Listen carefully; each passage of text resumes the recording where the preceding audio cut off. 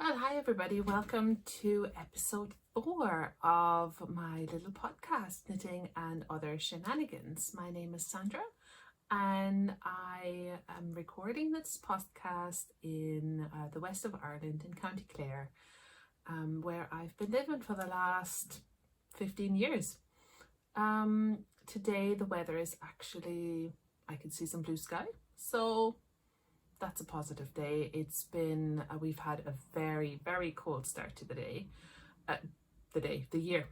We've had a very cold start to the year. The first kind of 10 days were around freezing, it was around freezing and blue skies, which is kind of like my favorite kind of weather. And then, yeah, since about day 10, 11-ish, it's been quite wet. So I'm recording this today on the 16th of January 2021, and today is so far dry. The ground is still wet, so it shows like the last rain hasn't been too long, and probably the next is not going to be too far away. So, but for right now, I see a little bit of blue sky between the clouds. That's a good day for a January in Ireland.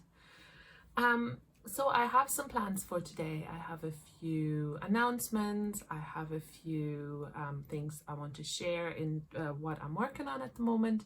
But I wanted to start today with a little bit of a spot of acquisitions. So these aren't things that I bought, but these are things that I've gotten over Christmas. So, I realized I haven't actually shared the lovely stuff that I got over Christmas. So yeah, I wanted to take that occasion today. Christmas, the way it works in our house, for me and my husband anyway, is that we kind of say what we ourselves want, and then we sometimes even buy it for ourselves, and then the other person wraps it, and then we open it. And then we usually get like 1 or 2 surprises, so I'll show you what my surprises were. And now that I'm talking about it, I just realized actually one of the books is downstairs on the kitchen table. Oh well.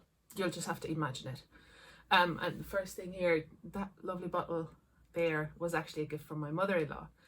It's a bottle of mead, which is honey wine, and that is actually traditionally, that's where the word honeymoon comes from, because in Ireland it was tradition before, in like, I don't know when exactly, but it was tradition that for a month after the wedding, so for 1 full moon cycle after the wedding, you would drink mead, I think at least once a day, and that's where honeymoon comes from, you know.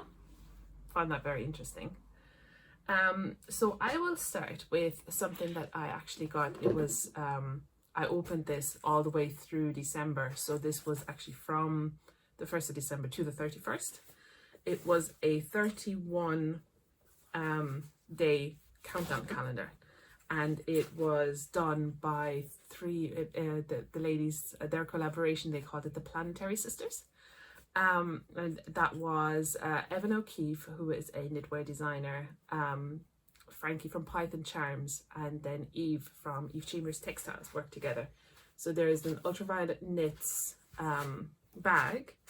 There is a ton of stitch markers, and I know I can't really show them all off to their best, but I can just show off maybe one here. Oh, there's the camera. So here you have a stitch marker, and yeah, so they're all there. They're 1 full zodiac set, which is amazing.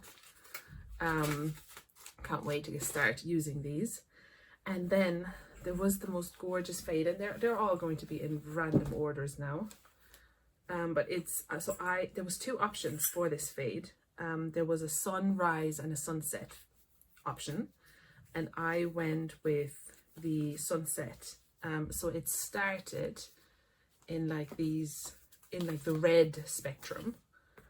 So I'm going to show these first. So in like this, I think even this one here was the very first one that I opened, this really popping red, and then it kind of goes into like the oranges and all different kinds of colors.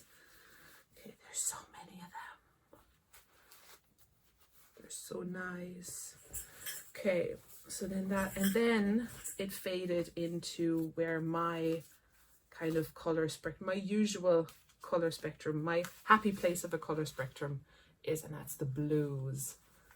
So you can see here, like it picks up the reds, and this one, for example, picks up the reds from before, or this one as well, it has like, you know, and then it goes into like these really deep turquoise and blues. It's just lovely. And what actually came with this is a pattern for the Cassiopeia mini skein shawl. And they're actually doing a knit along that is starting on the 20th of January. So if you're watching this close to when this goes out, you actually can join this. So on the 20th, they're starting this off with a Zoom call. And then I think after that, there's monthly or weekly Zoom calls. Yeah, but you can make this obviously with this or with any mini skein set that you have, or any scraps that you have as well. Now there's one final skein that was on the very last day, and that's this one.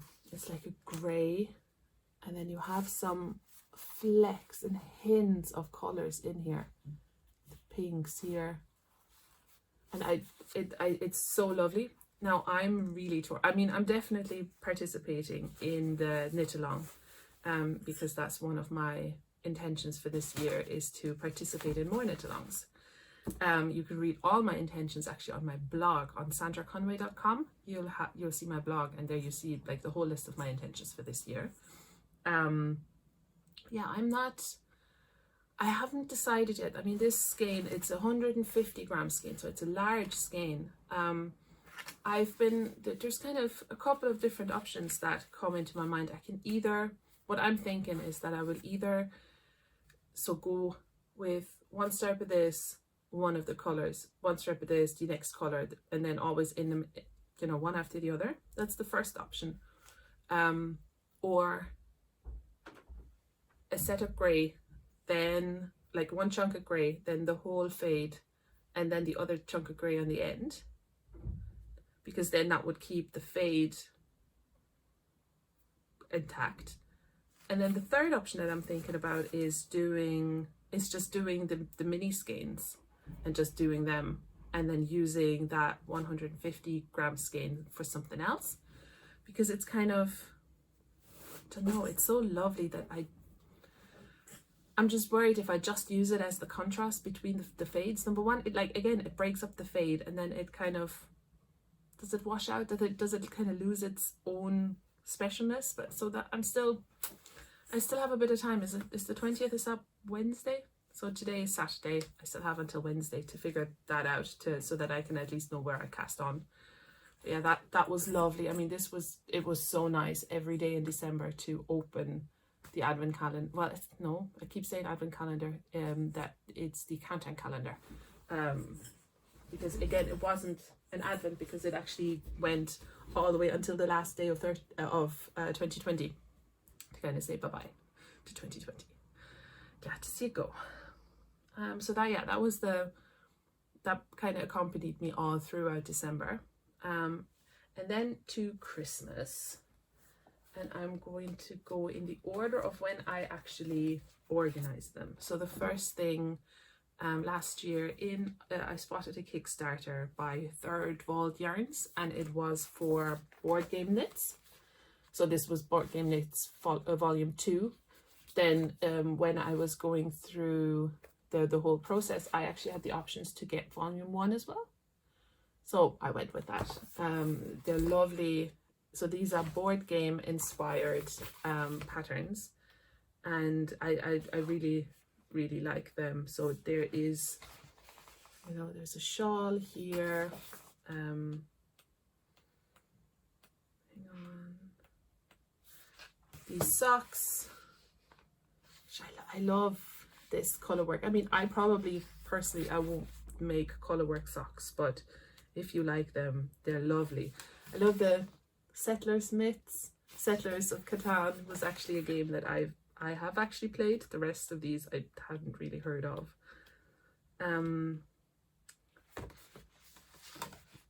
Apocalypse, very lovely. Oh, I almost skipped one. This lovely King of All Hats. which actually reminds me a little bit of one of the designs that I have. Yeah, that might actually be knit very similarly to my hat design that I've been working on.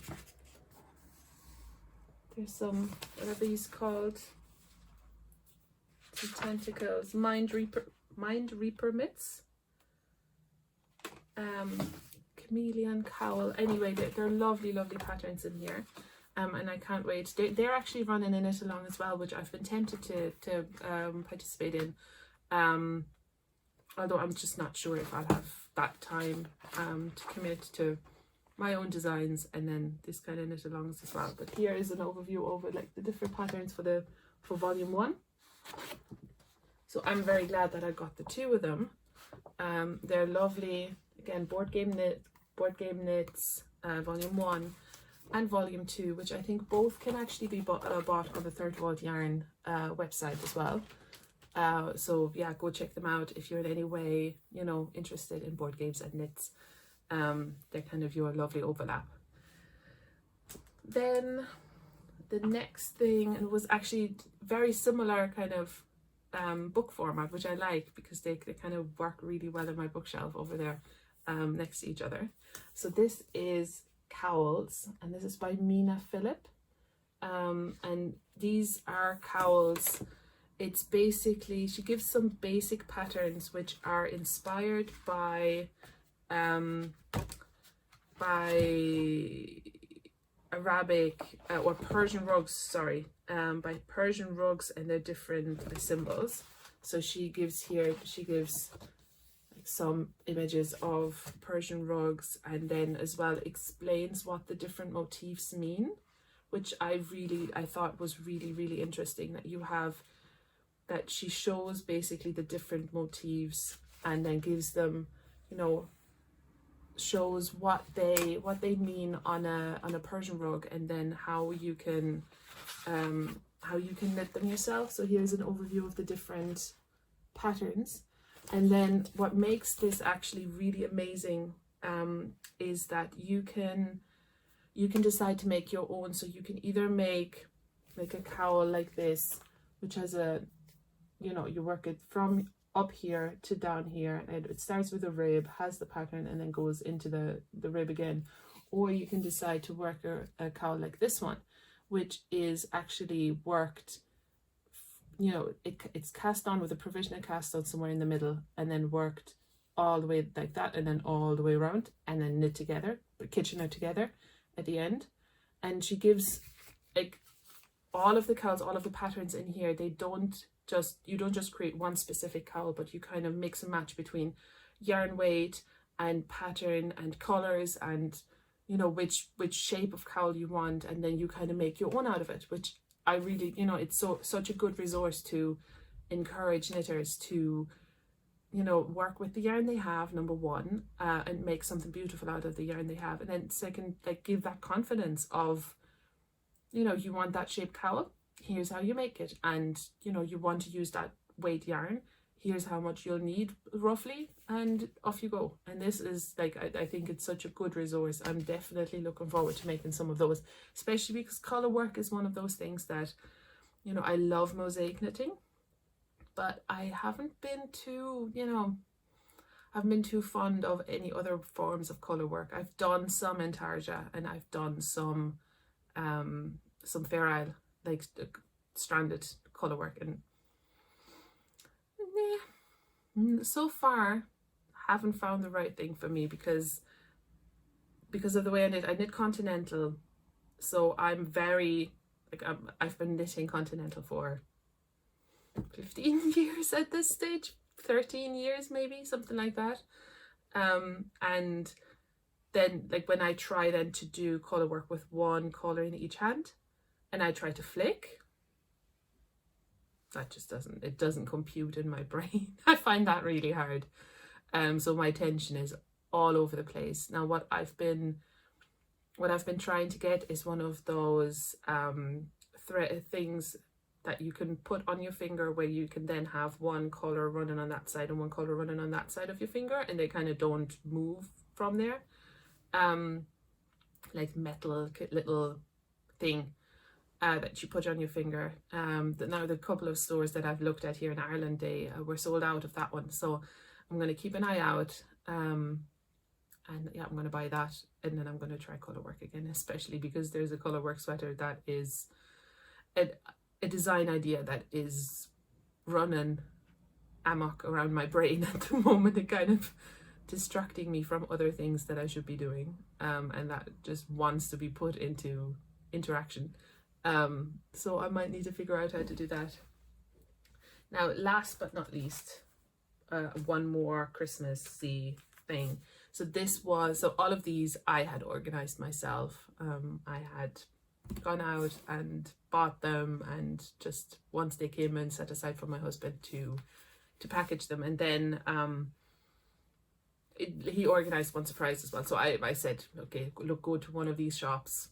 I think I gave him 2 or 3 shops and said, anything from these shops I will love. And so what he ended up with is this skein of Eve Chambers Textiles, who has become my favorite indie dyer. I mean, I have a lot of hers. In fact, this shawl is made of her yarn, which was actually a collaboration that we worked on together. So this is my design. It's the Tine Shawl. And this is made with 2 skeins of merino and, oh my god, my words are gone. Merino and silk, that's it. I think it's 70% merino, 30% silk, and it's 2 shades. So you can see here, you have the shade of grey here, and then you have the shade of kind of this orangey red, and so this shade here is called Ember, and I've forgotten the grey. Is the grey Shadow? Do I have it handy?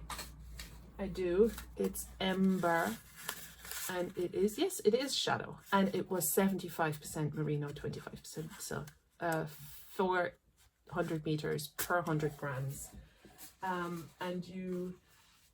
so the orange here, like the ready orange, the Ember, that's the main color, and so you use up like the full skein. I mean, in fact, this was my leftovers when I made my sample. Like, that's all that I had left over, so you definitely need the full skein.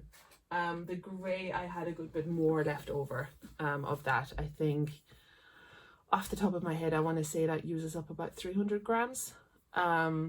But anyway, you can check out the pattern. I'll link it down below. It's the Tine Shawl, inspired by fire.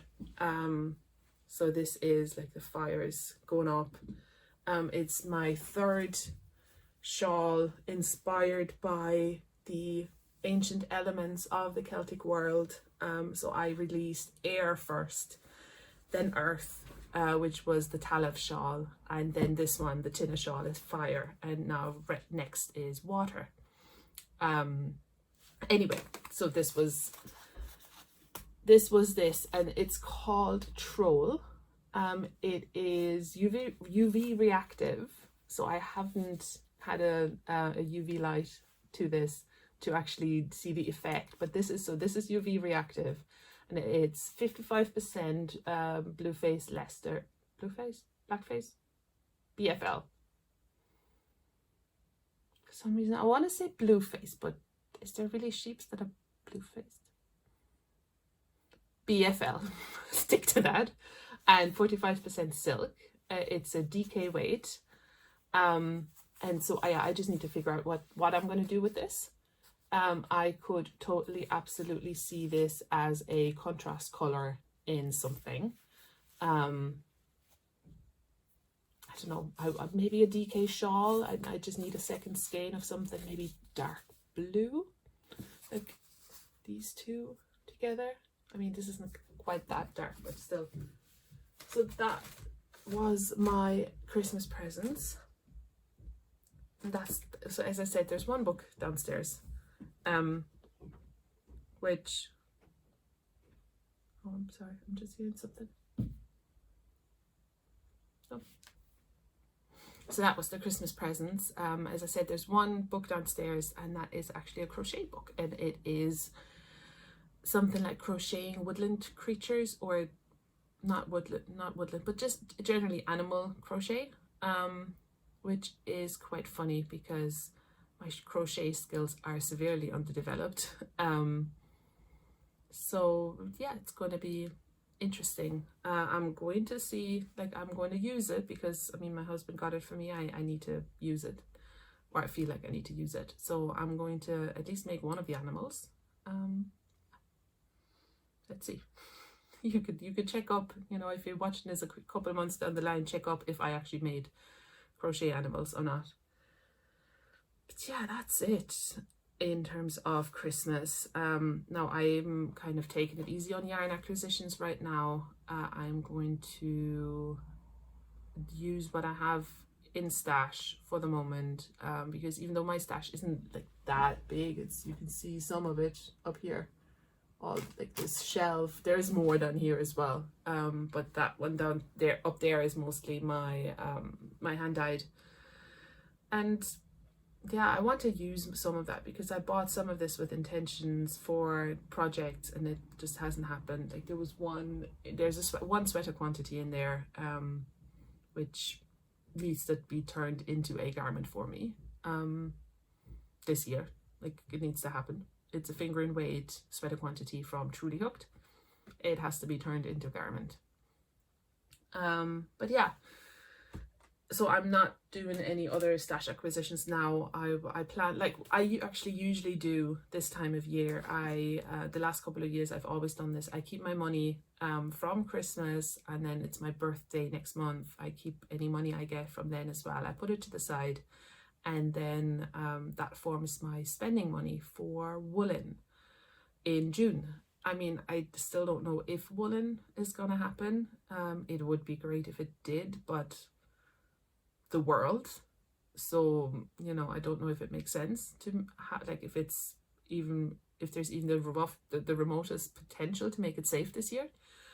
But yeah, so for the moment at least, I'm keeping my fingers crossed that in some capacity, whether it's virtual or in person, Woollinn will happen this year. And then I want to have spending money there to support my local businesses that, or you know, people that come to Ireland, or you know, want to be affiliated with a yarn festival in Ireland. So that's what I usually do. Like last year when it didn't happen, then I had my money that I'd saved up, and then I spent that on other yarn. Like I think I showed some of that, what I bought. But anyway, long story short, what I'm working on at the moment is twofold. I have two projects on the go. So this one is the result of the swatching that I showed off on the last episode, and this is going to be a brioche hat. So this is a fingering weight single ply merino in two colors. So I have a main color here, which is actually the leftovers from my Isnak hat, my design. I'll link that down below as well. So I made the Isnak hat and cowl out of 100 gram skein, and then this one is a leftover. And then there's a mini skein in here that is from Eve Chambers Textiles that I picked up at my very first Woollinn in 2018. So that's, you know, it's getting there. I'll need to see when I'll need to, so it's really just really simple brioche up. I need to see when I need to start with the decreases, and then I need to figure them out, how to place them. But once that is done, once that is figured out and knit, which hopefully will be done at the end of it will hopefully be done at the end of the weekend. Sorry, I just got a text, so I just needed to quickly read that one. And actually, hang on 2 seconds. Okay, back. So yeah, so this hat, I'm hopeful that I'll have the pattern for that written next week. sending it off to a tech editor then, and yeah, maybe potentially by the time this the next podcast goes out in 2 weeks time, so the weekend that is that the last weekend of January, or is that already February? Something like that. 2 weeks time from today, hopefully it'll go out, and yeah, we'll have hopefully we'll already have the calls for testers out, but let's see. So that's on the needles. That's my priority project at the moment. It's great TV knitting, which I love. Like, that's the kind of knitting that I need, is the ones that where you can sit in front of the TV in the evening and it kind of just works. Like, you have to look at it every now and then, but it works in lower light. That's why, you know, the contrast is great, because, you know, you can see it. And then there's this project, which is a labor of love. It's gorgeous, but it's just so the opposite of TV knitting. Like, it's actually crazy how much it is the opposite of TV knitting. So this is a shawl. I'm going to, oh my god, it printed like a million pages that it didn't need to print. This is, I was just looking up the name of it yesterday and I cannot remember. Sorry. I will pop it down below. But it is, anyway, it is a gorgeous, gorgeous lace shawl.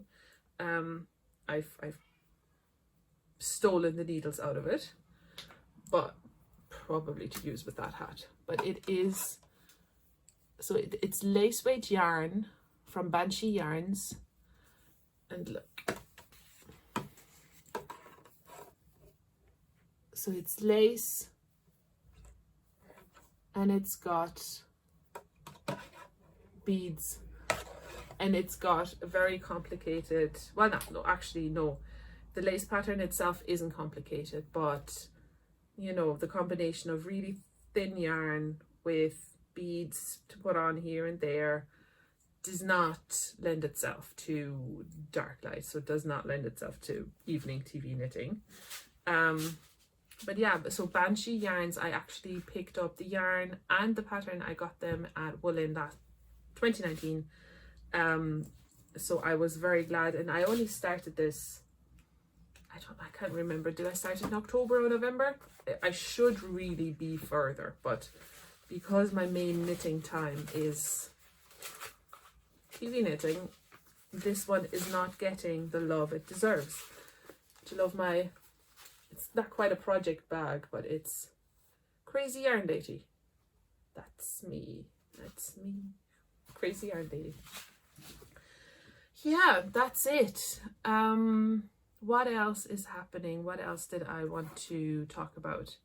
Oh yes, just one thing that I wanted to talk about that's been happening on my Instagram feed. I don't know how many of you follow me there, but on my Instagram feed, I've been talking about, and I've been asking questions about accessibility and inclusivity as well, and what makes some patterns not suitable for you in terms of not necessarily skill level, but what, you know, what things could patterns do better to include you. Now there's, you know, that is because I want to overwork my patterns, and I want to make sure that I make them as accessible as possible for a large group of people,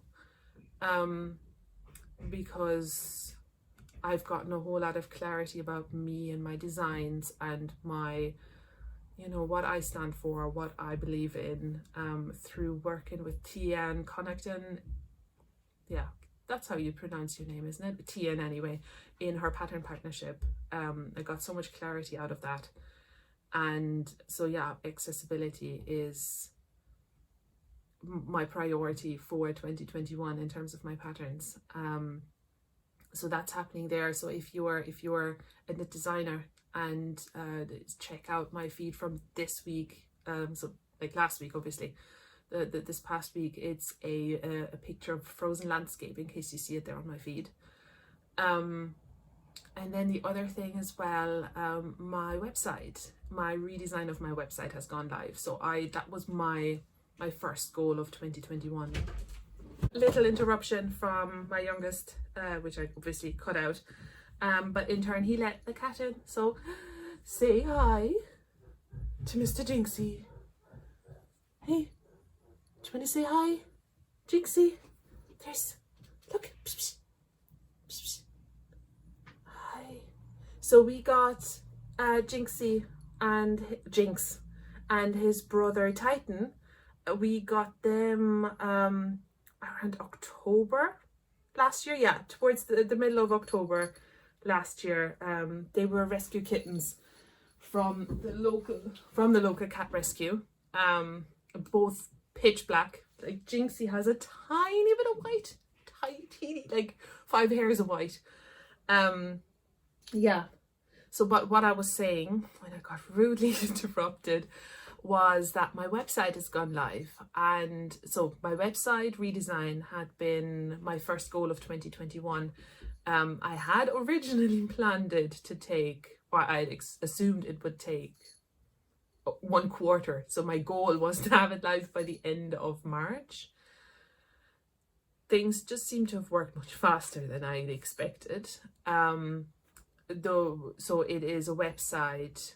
So it used to be a website that I created when I was still mainly tech editing, and then just my designing itself was never actually addressed on the website. So it wasn't really, I didn't feel it was very much fit for purpose.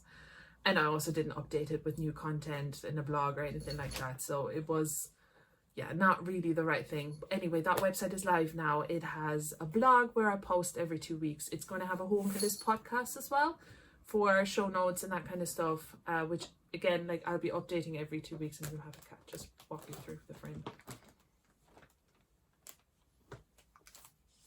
Okay, it also has a repository for all my patterns, and it has also a list of all my tutorials. So right now, as of when I'm speaking, there isn't a single tutorial on there, but there will be, because one of the things for my accessibility is each of my patterns needs to have tutorials for techniques on it.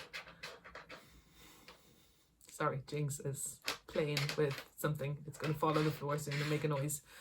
But yeah, so there will be tutorials. I'll be filming a lot more. I'll be posting them here on YouTube.